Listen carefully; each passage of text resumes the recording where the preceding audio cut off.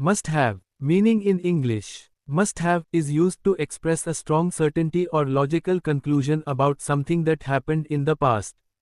It means we are sure that something happened, though we didn't see it directly. Meaning in Telugu. Must have అంటే తప్పక జరిగి ఉండాలి, ఖచ్చితంగా జరిగి ఉంటుంది అనే అర్థం వస్తుంది. ఇది గతంలో జరిగిన విషయాన్ని మనం నిశ్చయంగా చెప్పడానికి వాడుతాం. Examples: He must have reached home by now. అతను ఇప్పటికి ఇంటికి చేరి ఉండాలి. She must have forgotten my name. ఆమె నా పేరు మర్చిపోయి ఉండాలి. They must have seen the movie already.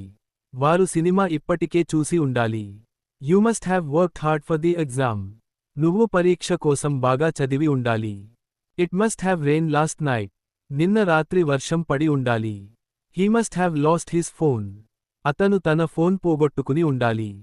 She must have gone to the market. ఆమె మార్కెట్కి వెళ్ళి ఉండాలి. You must have been tired after the trip.